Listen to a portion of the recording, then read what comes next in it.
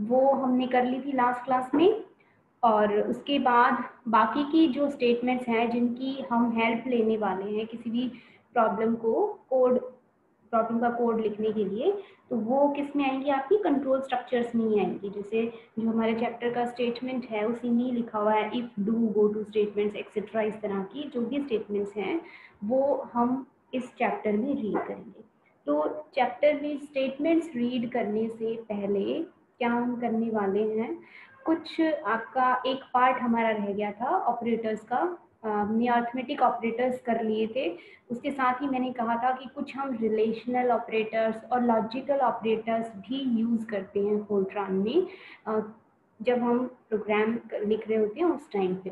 ठीक है, तो आज की क्लास में हम बेसिकली क्या करने वाले हैं, आपके relational operators and logical operators, ये हम करने वाले हैं।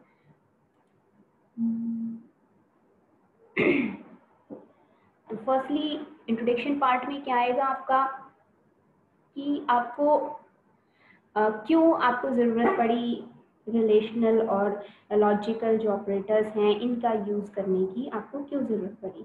आगे जो स्टेटमेंट्स हम पढ़ने वाले हैं उन स्टेटमेंट्स में हम आपकी बहुत सी ऐसी स्टेटमेंट्स हैं जिनमें आप यूज़ करोगे रिलेशनल और लॉजिकल ऑपरेटर्स का। ठीक है, इस वजह से हम ये यहाँ पे आपकी रीड कर रहे हैं।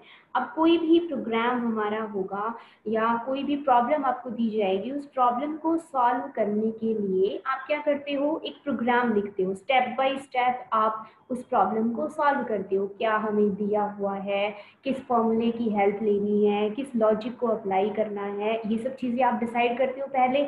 ठीक है, तो किस ऑर्डर में आपने उनको लिखा है उन स्टेटमेंट्स को, ये चीज़ आपकी सबसे ज़्यादा इम्पॉर्टेंट होती है। It is extremely important to write the statements in correct order. तो किस ऑर्डर में आप स्टेटमेंट्स को राइट अप कर रहे हैं अपने प्रोग्राम में, that is the most important step. क्योंकि अगर ऑर्डर आपने ठीक नहीं लिया, गलत ऑर्डर ले लिया है, मान लीजिए आपको लॉजिक पहले अप्लाई करना था, आपने लॉजिक बाद में अप्लाई कर दिया, जो लॉजिक उस टाइम पे अप्लाई करना है, तो उसका रिजल्ट जो है वो ठीक नहीं आएगा। ठीक है, तो स्टेटमेंट किस ऑर्डर में लिखी हुई हो आपके प्रोग्राम की, ये चीज़ आपकी सबसे ज़्यादा इम्पॉर्टेंट है। ठीक, क्योंकि जो आपका कंप्यूटर है, जो आपकी मशीन है, वो आपकी स्टेटमेंट्स को कैसे एग्जीक्यूट करती है, जिस ऑर्डर में वो उसको अपीयर होंगे, आप जैसे टाइप करोगे अपने प्रोग्राम को, तो जिस ऑर्डर में आप टाइप करोगे जो कि आपका सोर्स प्रोग्राम होता है, तो सोर्स प्रोग्राम में जिस ऑर्डर में लिखी होंगी उसी ऑर्डर में कंप्यूटर क्या करेगा, उनको एग्जीक्यूट करेगा। कंपाइलर अपना दिमाग नहीं लगाएगा। कंपाइलर तो एक मशीन है आपकी, एक सिंपल सा क्या था, एक सॉफ्टवेयर प्रोग्राम था, तो वो सॉफ्टवेयर प्रोग्राम कैसे उसको कन्वर्ट करेगा ऑब्जेक्ट कोड में, एज पर योर इंस्ट्रक्शन, जैसे आपने लिखा होगा वो उसे वैसे ही एग्जीक्यूट करेगा। ठीक है, और ये जो हमने अभी भी बात कही कि नॉर्मली कंप्यूटर एग्जीक्यूट करता है स्टेटमेंट्स को उसी ऑर्डर में जिस ऑर्डर में सोर्स प्रोग्राम लिखा होता है, ये क्या कहलाता है, आपका नॉर्मल फ्लो ऑफ कंट्रोल। ठीक है, समटाइम्स बहुत बार क्या होता है आपका, इट बिकम्स नेसेसरी, कुछ रीजंस के लिए ये नेसेसरी हो जाता है आपका कि आप नॉर्मल जो फ्लो है उस नॉर्मल फ्लो की बजाय आप सिलेक्शन अप्लाई करें, ब्रांचिंग अप्लाई करें, कुछ स्टेटमेंट्स को छोड़ना भी पड़ सकता है। तो इस तरह की कुछ आपकी रीजंस होती हैं, फॉर सर्टेन रीजंस किसी चीज़ को सॉल्व करने के लिए आपके पास कभी कभी ऐसी रीजंस भी बनेंगी कि आप नॉर्मल फ्लो को क्या कर दोगे, डिस्टर्ब कर दोगे। तो नॉर्मल फ्लो को डिस्टर्ब जब हम करते हैं तो किसकी हेल्प से हम नॉर्मल फ्लो को डिस्टर्ब कर सकते हैं, ठीक है, या लॉजिक्स जो हमारी हैं उनको किसकी हेल्प से हम अप्लाई करते हैं। तो मेनली आप दो तरह की चीज़ें यूज़ करते हो। आपने कंट्रोल स्ट्रक्चर्स हमने सबसे पहले भी पढ़े थे, एक था हमारा सीक्वेंस वाइज। सीक्वेंस वाइज क्या हो गया आपका, सबसे पहला जिसको हम कह रहे हैं ना normal flow of control, that is most probably क्या हो गया, नॉर्मल फ्लो हो गया आपका सीक्वेंशियल मैनर में। सेकेंड हमने क्या पढ़ा था आपका, हम नॉर्मल फ्लो या ऑर्डर ऑफ एग्जीक्यूशन चेंज कैसे कर सकते हैं, रिपीटिशन की हेल्प से, जो कि आइट्रेशन भी कहलाता है और लूपिंग भी कहलाता है। ये आपका फर्स्ट टाइप है जिसकी हेल्प से आप नॉर्मल फ्लो को ऑल्टर कर सकते हो, चेंज कर सकते हो। किस लिए ज़रूरत होती है इसकी? To repeat a particular series of steps. अगर हम ये चाहते हैं कि कुछ सीरीज ऑफ स्टेटमेंट्स बार बार आपकी रिपीट हो, कोई एक ऐसा एक्शन है जो बार बार आपको परफॉर्म करवाना पड़ रहा है प्रॉब्लम के लिए, तो हम किसका यूज़ करते हैं? रिपीटिशन, या फिर लूपिंग भी कहते हैं इसे, लूपिंग का हम यूज़ करते हैं। ठीक है, और किस लिए? To repeat the entire program a given number of times with different sets of data on each occasion। इस ऐसा भी पॉसिबल हो सकता है कि आपको एक ही जो प्रोग्राम है वो डिफरेंट सेट्स, आपके पास बहुत सारे सेट्स दिए हुए हो प्रॉब्लम्स के, कि भाई आपको डिफरेंट डाटा अप्लाई करवा के एक ही प्रोग्राम को क्या करना है, आपने रन करना है बार बार। तो आपके पास ये दो पॉसिबिलिटीज हो सकती हैं, या तो आपको कुछ स्टेप्स रिपीट करवाने हो, या आपको पूरा प्रोग्राम ही रिपीट करवाना है कुछ नंबर ऑफ टाइम्स। तो उस केस में हम क्या यूज़ करते हैं? रिपीटिशन, आइटरेशन, या फिर लूपिंग, ये चीज़ हम यूज़ करते हैं। ठीक है, दूसरा हमारा प्रोसेस क्या होता है? सिलेक्शन या फिर ब्रांचिंग जिसे हम कहते हैं। सिलेक्शन और ब्रांचिंग किस सिचुएशन में यूज़ की जाती है? To omit some statements in the program due to constraints in the algorithm. हम कंडीशंस लगा देते हैं। कंस्ट्रेंट्स का मतलब क्या है? हमने कोई कंडीशन अप्लाई कर दी और उस कंडीशन का जो रिजल्ट आएगा उस रिजल्ट के ऊपर बेस करते हुए, उस रिजल्ट को बेस मानते हुए ऐसा पॉसिबल हो सकता है कि हमें कुछ स्टेटमेंट्स ओमिट करनी पड़े, छोड़नी पड़े, और कोई दूसरी सेट ऑफ इंस्ट्रक्शंस है उनको फॉलो करना पड़े। ठीक है, तो उस केस में हम क्या यूज़ करते हैं? ब्रांचिंग यूज़ करते हैं या फिर सिलेक्शन यूज़ करते हैं। और किस केस में हम यूज़ करते हैं? Depending upon the result of a logical decision. मान लीजिए कि कोई लॉजिकल ऑपरेटर हमने अप्लाई किया है किसी लॉजिकल डिसीजन के लिए, तो उस केस में to go to an intermediate point in the program so as to begin a new series of calculations. तो लॉजिकल डिसीजंस के ऊपर बेस्ड होते हुए भी कई बार आपको मतलब कि नॉर्मल फ्लो की बजाय किसी डिफरेंट स्टेप पे जाने की ज़रूरत भी पड़ सकती है। To go to intermediate point in program में कहीं बीच में कहीं भी आपका स्टेप लिखा हुआ है, तो यहाँ पे आप क्या कर रहे हो? कोई लॉजिक अप्लाई कर रहे हो, तो उसका जो रिजल्ट आएगा उस रिजल्ट के ऊपर बेस्ड ऐसा हो सकता है कि हमारा जो काउंटर है वो कहाँ ट्रांसफ़र हो जाए? बीच की स्टेटमेंट्स पे ट्रांसफ़र हो जाए।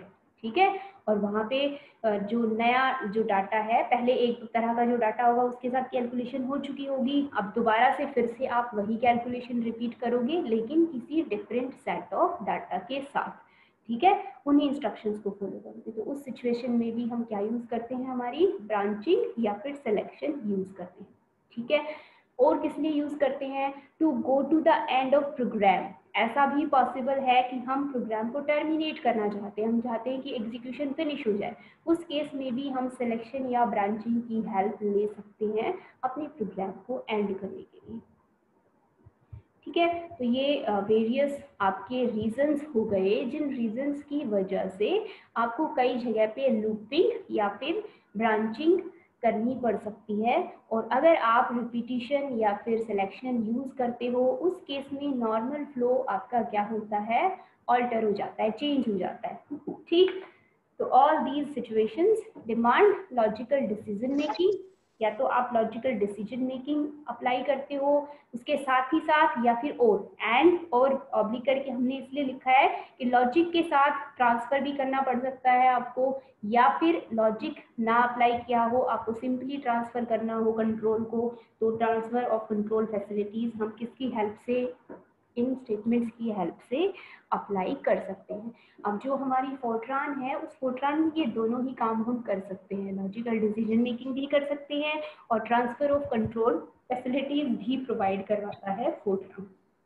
ठीक है, तो कंट्रोल स्ट्रक्चर्स पढ़ने से पहले हम क्या पढ़ेंगे? आपके ये जो हमने अभी अभी एक टर्म लिखी है, लॉजिकल डिसीजन मेकिंग। तो लॉजिकल जो आपके ऑपरेटर्स हैं और रिलेशनल ऑपरेटर्स इसी के साथ ही आपके एसोसिएटेड होते हैं, अटैच होते हैं, तो वो दोनों ही हम आज की क्लास में करेंगे, relational operators and logical operators. पहले क्या कर रहे हैं? हम रिलेशनल ऑपरेटर्स कर रहे हैं। ठीक है, रिलेशनल ऑपरेटर्स जो होते हैं वो किस लिए यूज़ किए जाते हैं? आपके to compare two quantities and return a logical answer.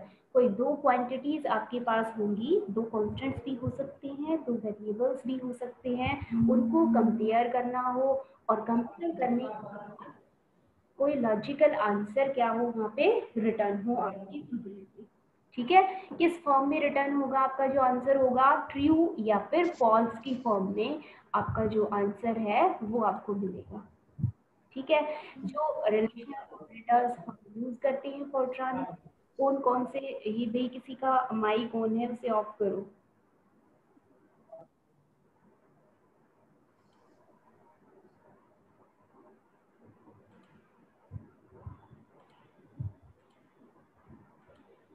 और डिस्टरबेंस होती है अगर आपका माइक ऑन रहता है तो दूसरे बच्चों को भी नहीं सुनाई देता।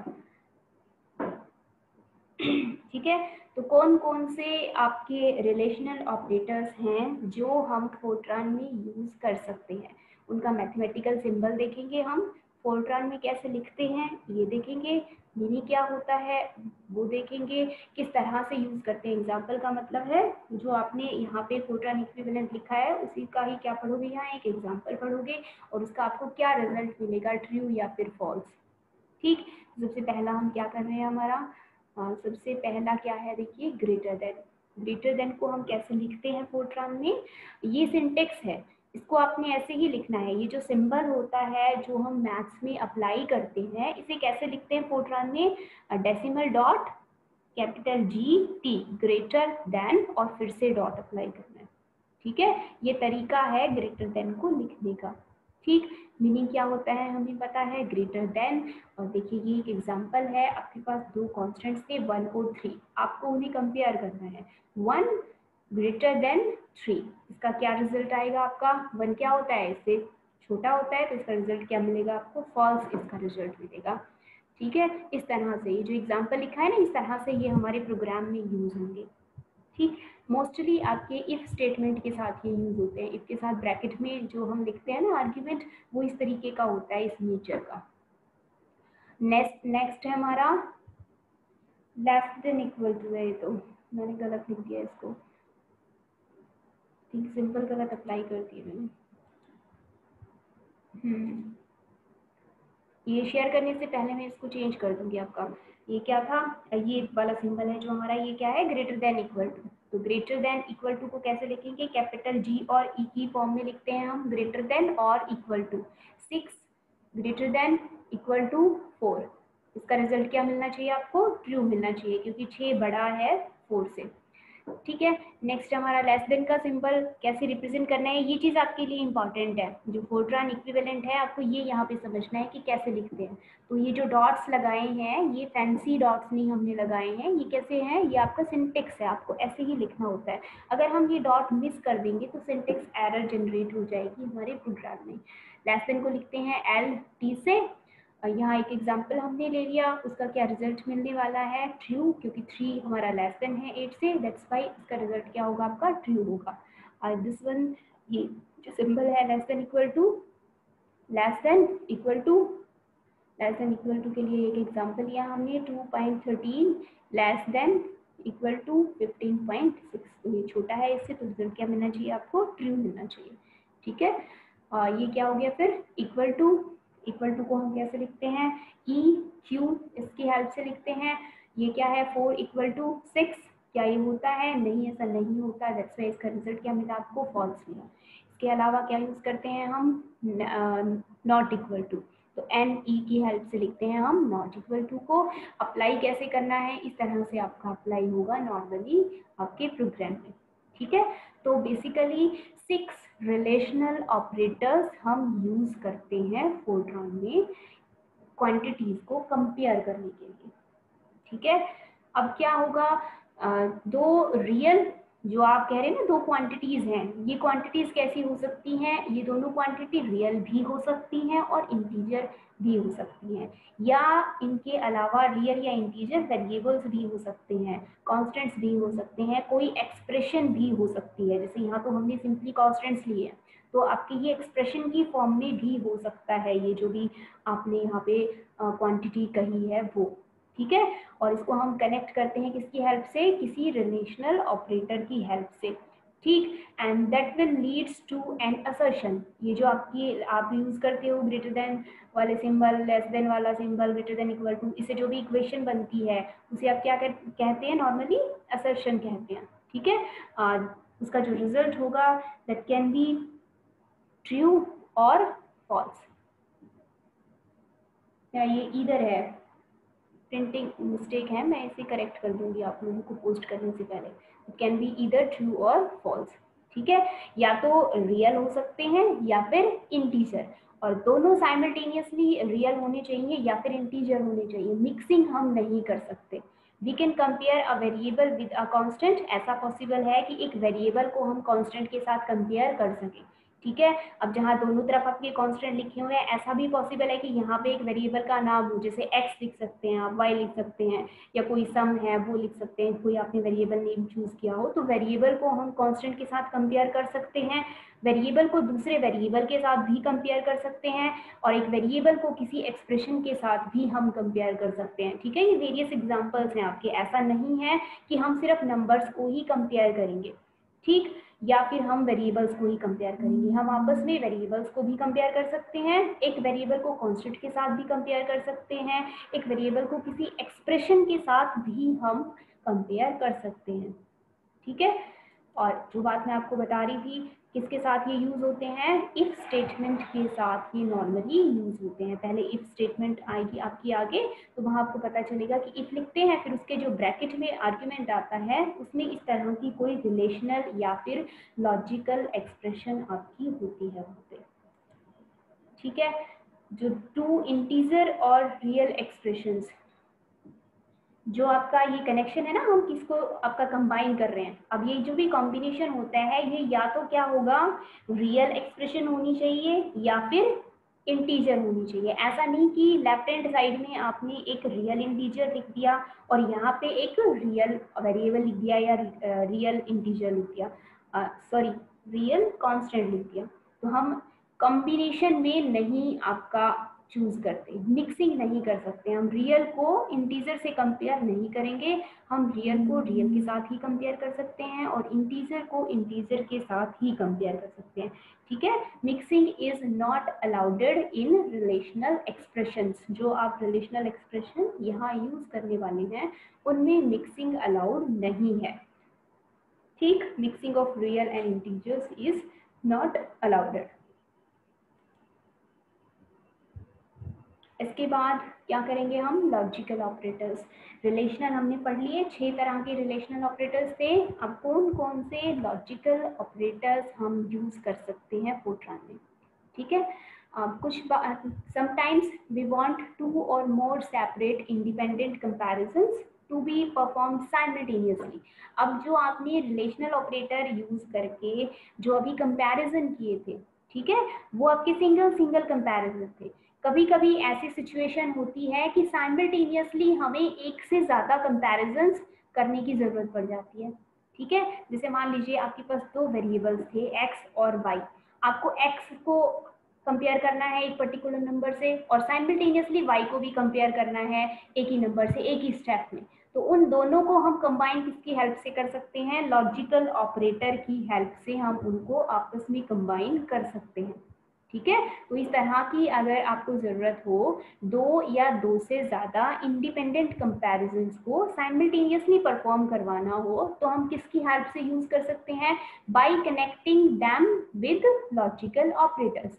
उन दोनों इंडिपेंडेंट कंपैरिजंस को लॉजिकल ऑपरेटर की हेल्प से हम क्या करवाएंगे, कंपेयर करवाएंगे या कनेक्ट कर देंगे। तो उससे जो भी आपकी रिलेशन बन जाएगी वो फिर लॉजिकल एक्सप्रेशन कहलाएगी। और किसकी हेल्प से करोगे वो आप, लॉजिकल ऑपरेटर की हेल्प से करोगे। अब देखिए एक एग्जांपल है हमारा, पहले ऑपरेटर करने से पहले, to test a condition is value of x between 20 and 50। हम ये चाहते हैं कि जो x की वैल्यू है ये चेक करना चाहते हैं कि वो 20 से 50 के बीच में है या फिर नहीं है, ठीक है। इसके लिए आप 2 इंडिविजुअल रिलेशनल एक्सप्रेशंस यूज कर सकते हो। बिटवीन का मतलब क्या है, 20 से बड़ा होना चाहिए और 50 से छोटा होना चाहिए। तो आप क्या यूज करोगे, x greater than equal to 20, between है तो 20 भी हो सकता है और उससे बड़ा भी हो सकता है। तो हम पहले तो ये चेक करेंगे कि is x is greater than equal to 20 and simultaneously x is less than equal to 50। ठीक है, तो ये दोनों ही ऑपरेशन आपको परफॉर्म करनी है, तभी आपको पता चलेगा कि x 20 से 50 के बीच में लाई कर रहा है या फिर नहीं लाई कर रहा है। तो आप किसकी हेल्प ले सकते हो? हम लॉजिकल ऑपरेटर की हेल्प यहाँ पे ले सकते हैं, उसकी हेल्प से हम इसे कंबाइन कर सकते हैं। कैसे हम कंबाइन कर सकते हैं, ये देखिए एक एग्जांपल है आपका। ये एक तरह की आपकी स्टेटमेंट ही है, जो आपके प्रोग्राम्स में स्टेटमेंट यूज होंगी ना, उसी तरह की एक स्टेटमेंट है। कौन सी स्टेटमेंट है? इफ देन एल्स स्टेटमेंट है। ठीक है, आप इसको कैसे लिखोगे? Greater than equal to G T, greater than use कर दिया मैंने, इसमें ग्रेटर देन इक्वल टू आता है यहाँ पे, दोनों ही मैंने गलत आपके यहाँ पे टाइप कर दिए। ग्रेटर देन इक्वल टू आना चाहिए था यहाँ पे, और यहाँ पे लेस देन इक्वल टू आना चाहिए था। x, क्योंकि यहाँ पे सिंबल देखिए क्या लिखा हुआ है हमने, ग्रेटर देन इक्वल टू लिखा हुआ है, क्योंकि 20 और 50 इंक्लूडेड है, एक्सक्लूडेड नहीं है। तो यहाँ पे आप कंपेयर करोगे पहले x greater than equal to 20 और साथ ही साथ एंड, बीच में हमने क्या यूज किया? ये एंड जो लिखा है ये क्या है? आपका एक लॉजिकल ऑपरेटर है। ठीक है, x is less than equal to आएगा यहाँ पे इक्वल टू 50। ठीक है, ये कंडीशन आपकी कंप्लीट हो गई कि भाई ये ग्रेटर देन इक्वल टू होना चाहिए 20 से भी, और लेस देन इक्वल टू होना चाहिए किससे? 50 से। तो इसका मतलब क्या हो गया? x की वैल्यू 20 से लेके 50 के बीच में एग्जिस्ट कर रही है। देन अगर ये जो एक्सप्रेशन आपने लिखी है इसका रिजल्ट अगर ट्रू है तो वो कहाँ आता है? देन पार्ट में आता है। देन जो लिखा है, if this is true then print star comma star, ये कैसी एक्सप्रेशन है आपकी? लिस्ट डायरेक्टेड आपकी आउटपुट स्टेटमेंट है, जिसमें आपने कोई फॉर्मेट यूज नहीं किया और कोई नहीं ये भी बताया कि इनपुट आपने कहाँ से लेनी है। ठीक है, तो स्टार कॉमा स्टार हमने लगाया, और फिर देखिए क्या लगाया हमने? अपर ब्रेसेस हमने अप्लाई किए हैं, सिंगल कोट्स यहाँ पे लगाए हैं। मैंने आपको कहा था कोट्स के बीच में जो भी स्ट्रिंग आप लिखते हो वो बिल्कुल ऐसी की ऐसी प्रिंट हो जाती है। ठीक है, आप ये प्रिंट करवाना चाहते हो कि value of x is between 20 and 50, तो ये आपने लिख दिया value of x is between 20 and 50। ठीक है, अगर इस एक्सप्रेशन का रिजल्ट फॉल्स है तो क्या प्रिंट करो? Value is out of range. ठीक है, तो देन में ट्रू का पार्ट आता है और एल्स में फॉल्स का पार्ट आता है। तो इस तरह से हम एक से ज़्यादा रिलेशनल ऑपरेटर्स को कंबाइन कर सकते हैं लॉजिकल ऑपरेटर्स की हेल्प से। ये मैं आपको करेक्ट करके दे दूंगी जब मैं आपको पीडीएफ सेंड करूँगी उस टाइम पे।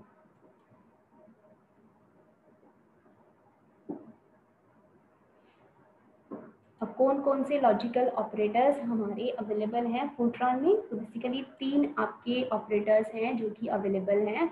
सबसे पहले हमने क्या लिखा? Negation, not.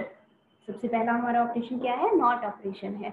आपने लॉजिक गेट्स पढ़े होंगे, 12th क्लास में पढ़ोगे ना आपने लॉजिक गेट्स, तो आप 3 तरह के लॉजिक गेट्स पढ़ते हो, एंड और नॉट। वही है यहाँ पे आपके logical operators. Not negation alter करने के लिए, चेंज करने के लिए, नेगेटिव को पॉजिटिव करने के लिए या ट्रू को फॉल्स करने के लिए। ठीक है, इसमें एक आर्ग्यूमेंट होता है आपका यूनरी, हमने लिखा है यूनरी का मतलब है कि सिंगल आर्ग्यूमेंट होता है हमारा नॉट लॉजिकल ऑपरेटर के लिए। ठीक है, सेकंड होता है एंड। एंड में क्या हो? अगर आपको दो जो रिलेशन है वो साइमल्टेनियसली परफॉर्म करवानी हो, जिसका आप मल्टीप्लिकेशन भी मीनिंग ऐसे भी समझ सकते हैं कि इसका मतलब क्या होता है? मल्टीप्लिकेशन ही होता है, दोनों चीजें एक साथ एग्जिस्ट करती हैं। ठीक, इसमें कितने आर्ग्यूमेंट होते हैं? 2 होते हैं। एंड हमारा कैसा ऑपरेटर है? बाइनरी ऑपरेटर है। लास्ट वन कौन सा बच गया हमारा? और बच गया, जिसका क्या मतलब होता है? ईदर और, या तो ये या फिर ये। अगर 2 ऑपरेशन लिखी थी आपने, 2 रिलेशन लिखी थी, एक रिलेशन सेटिस्फाई होती है या दूसरी रिलेशन सेटिस्फाई होती है, ऐसी सिचुएशन हो तो किसका यूज करते हैं हम? और ऑपरेटर का यूज करते हैं। इसमें भी हमें क्या चाहिए होते हैं? 2 आर्ग्यूमेंट चाहिए होते हैं। जैसे अभी लिखा था ना आपने x greater than equal to 20, उसमें 2 आर्ग्यूमेंट्स थे। इसी तरह से आपको जो रिलेशन थी उसमें भी 2 आर्ग्यूमेंट थे, और जो लॉजिकल ऑपरेटर अप्लाई किया था उसमें भी क्या थे हमारे पास? 2 ऑपरेटर्स थे। तो नोट के लिए सिंगल ऑपरेटर, सिंगल आर्ग्यूमेंट की जरूरत पड़ती है, लेकिन एंड और के लिए हमेशा ही 2 आपको आर्ग्यूमेंट्स की जरूरत पड़ेगी। ये जो लॉजिकल ऑपरेटर्स हैं इनको हम ऑपरेट कर सकते हैं कहाँ पे, लॉजिकल एक्सप्रेशंस में ही हम इन्हें अप्लाई कर सकते हैं। ठीक है, जो आपका फर्स्ट ऑपरेटर है नॉट, इससे क्या होता है, it changes the logical value of its argument. जो भी इसका आर्ग्यूमेंट होगा उसकी लॉजिकल वैल्यू को क्या कर देता है, ये चेंज कर देता है। अगर वो ट्रू थी तो उसको क्या कर देगा, फॉल्स कर देगा, और अगर फॉल्स थी तो उसको ट्रू कर देगा, चेंज कर देगा उसे। ठीक है, if A is true then not A का मतलब क्या हो जाएगा, फॉल्स। ये चीज़ें आपने आई थिंक 12th क्लास की फिजिक्स की क्लास में की थी, उसी तरह का मीनिंग वही है इनका, सिर्फ आपको ये रिप्रेजेंटेशन यहाँ पे नहीं देखनी है कि कैसे लिखना है हमने फोर्ट्रान इसको। ठीक, और जो सेकंड और थर्ड है हमारे ऑपरेटर्स, ये क्या करते हैं, ये कंपेयर करते हैं दो लॉजिकल वैल्यूज को, और एक सिंगल वैल्यू क्या करते हैं, रिटर्न करते हैं। किसके ऊपर बेस करेंगे, जो दो इनपुट आप इसे दोगे और जो ऑपरेटर लगाओगे बीच में, उस पर डिपेंड करेगा कि आपको क्या वैल्यू रिटर्न होगी, ट्रू वैल्यू रिटर्न होगी या फिर फॉल्स वैल्यू रिटर्न होगी।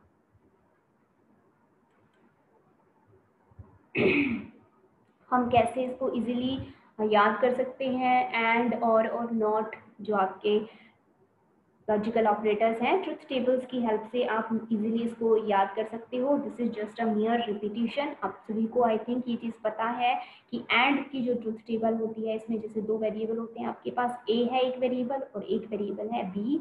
हम कैसे लिखेंगे अपनी प्रोग्राम में, A dot and dot B, इस तरह से हम इसको रिप्रेजेंट करते हैं।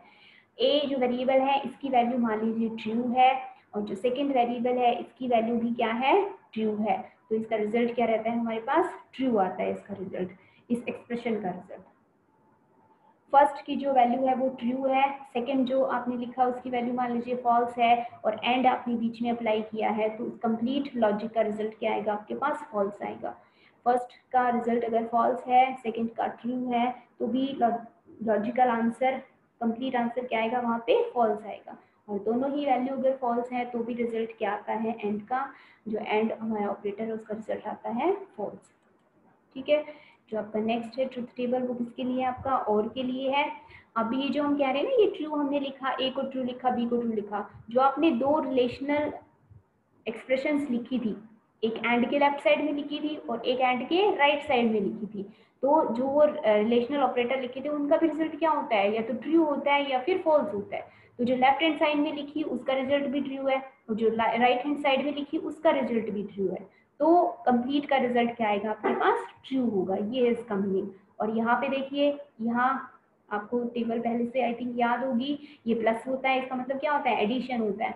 तो एडिशन में अगर एक आपका 1 होता है या ट्रू होता है, तो रिजल्ट क्या आता है, उसका ट्रू आता है। बोथ अगर ट्रू है तो भी ट्रू होगा, एक अगर ट्रू है दूसरा फॉल्स है तो भी रिजल्ट क्या आएगा, ट्रू। एक फॉल्स है दूसरा ट्रू है तो भी रिजल्ट क्या आएगा, हमारे पास ट्रू ही आएगा। अगर दोनों ही गलत हैं, दोनों फॉल्स हैं, उस केस में ही रिजल्ट क्या आता है, हमारे पास फॉल्स आता है।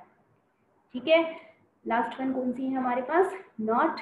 नॉट में एक ही वेरिएबल होता है, और ऐसे इसको हम लिखते हैं नॉट ए, पहले ऑपरेटर उसके बाद में एक्सप्रेशन। तो अगर ट्रुथ ट्रू है उसकी वैल्यू तो फॉल्स हो जाएगी, और फॉल्स है उसकी वैल्यू तो रिजल्ट क्या आएगा, ट्रू आएगा। ठीक है, ये रिपीट, ये इसी को ही समराइज करके लिखा हुआ है कि जो एंड ऑपरेटर है इसकी वैल्यू ट्रू कब होती है, जब बोथ जो इनपुट्स हैं वो क्या हो, ट्रू हो। और ऑपरेटर के केस में वैल्यू ट्रू कब होती है, जब इधर दोनों में से कोई भी एक इनपुट अगर ट्रू है तो रिजल्ट क्या आता है, और ऑपरेटर का ट्रू आता है।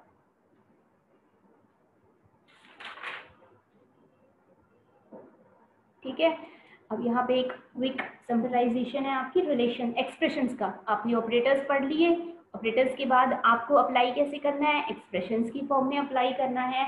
तो जो चीज़ अभी हमने पढ़ी है वही चीज़ आपकी यहाँ पे एक तरह से रिपीटिशन है, एक्सप्रेशंस की फॉर्म में इसको बताया आपको। रिलेशनल एक्सप्रेशंस क्या होती है, कैसे बनाते हैं हम इनको, रिलेशनल ऑपरेटर्स की हेल्प से हम जनरेट करते हैं रिलेशनल एक्सप्रेशंस को। उनकी सिर्फ दो ही वैल्यूज हो सकती हैं, या तो ट्रू या फिर फॉल्स। ठीक है, ये क्या है, एक तरह की लॉजिकल एक्सप्रेशन है। रिलेशनल एक्सप्रेशन होती है, it is one of the form of logical expression. ठीक है, तो मेनली क्या है, लॉजिकल एक्सप्रेशंस ही है। रिलेशनल उसी का ही आपका एक पार्ट है, रिलेशनल ऑपरेटर्स। कैसे आप इन्हें अप्लाई करते हो, अभी भी हमने देखा भी था। ए ग्रेटर देन, जो भी आपकी ऑपरेटर्स हैं रिलेशनल ऑपरेटर्स 6, उनकी हेल्प से आप इसे यूज करते हो। तो ए ग्रेटर देन बी, इस तरह से आप नॉर्मली यूज करते हो इसे। ये क्या है, आपकी एक लॉजिकल रिलेशनल एक्सप्रेशन है। ठीक है, सेकेंड क्या है हमारी, logical expressions. Any valid combination of, किन किन का कॉम्बिनेशन, लॉजिकल कॉन्स्टेंट्स का कॉम्बिनेशन, लॉजिकल वेरिएबल्स का कॉम्बिनेशन, या लॉजिकल फंक्शंस का कॉम्बिनेशन, जो कि सेपरेटेड बाय लॉजिकल ऑपरेटर्स हैं। ठीक है, इन सभी का कॉम्बिनेशन हो सकती है, बीच में हमने क्या लगाया हो, आपका लॉजिकल ऑपरेटर अप्लाई किया हो, तो वो क्या कहलाएगी, लॉजिकल एक्सप्रेशन कहलाएगी। Arithmetic constants, variables, functions and expressions, उनको हमने किससे सेपरेट किया हो, रिलेशनल ऑपरेटर से सेपरेट किया हो, वो भी क्या कहलाती है, लॉजिकल एक्सप्रेशन कहलाती है। और इन दोनों का आपस में कॉम्बिनेशन बना के भी हम क्या बना सकते हैं, लॉजिकल एक्सप्रेशंस बना सकते हैं। ठीक है, इसकी जो वैल्यू होती है वो क्या होती है, या तो ट्रू या फिर फॉल्स। कैसे यूज करते हैं, इस तरह से यूज करते हैं, जैसे अभी अभी हमने पढ़ा, एक्स और वाई है आपके पास दो वेरिएबल्स, एक्स को कंपेयर करना है 20 से, लेस देन 20, और y ग्रेटर देन 30, और बीच में क्या अप्लाई किया, लॉजिकल ऑपरेटर अप्लाई किया। तो इस तरह की एक्सप्रेशंस क्या कहलाती हैं, आपकी लॉजिकल एक्सप्रेशंस कहलाती हैं।